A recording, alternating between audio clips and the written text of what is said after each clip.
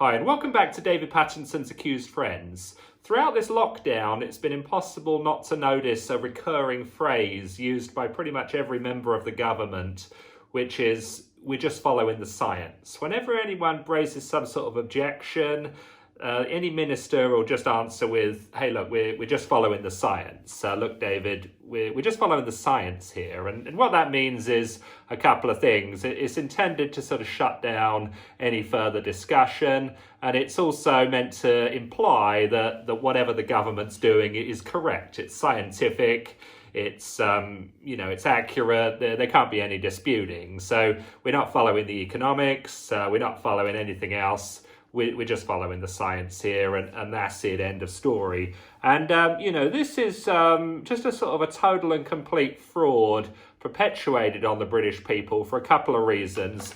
The first and least important of the two is that the science is contradictory with regard to the coronavirus. I mean, you got people like Neil Ferguson saying you got to shut down the country, otherwise 500,000 people will die. And then yesterday in the news, there's the University of East Anglia saying, the lockdown hasn't saved any lives. And you also had the Swedish guy, Dr. Johan Giesecke, who's the epidemiologist in Sweden, who said, the lockdown in Britain's been futile and it's been a total waste of time. So when it comes to the ministers following the science, what science are they following? The second problem with this is that we elect politicians to be accountable to the people, to make the decisions based on all the information, and, they are held accountable for those decisions. These scientists, they're not accountable to the people because they're not elected by the people.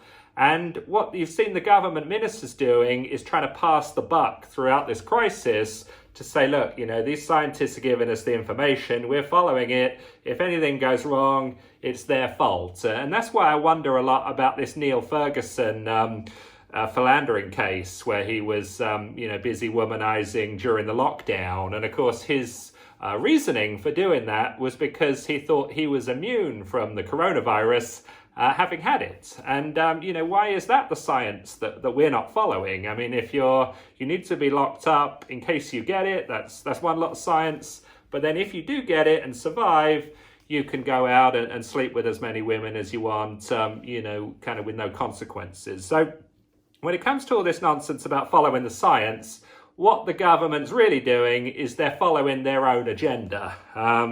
They're not focused on economics.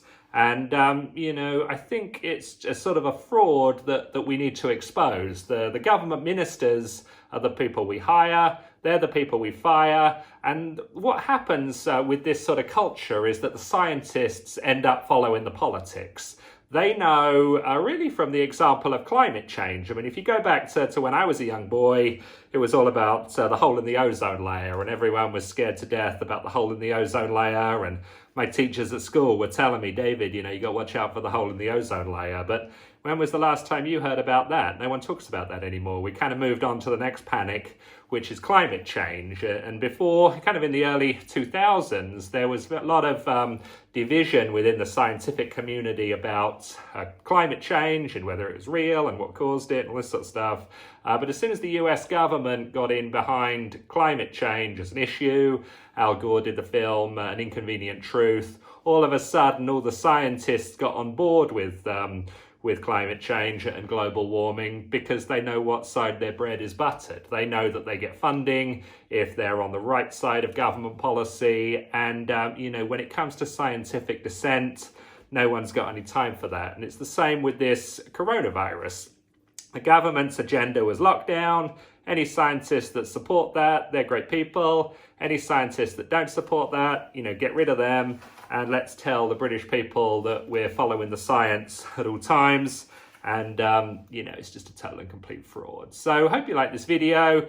Comment in the comment section if you agree with me or not. And, let's start following the truth instead of following all these government lies.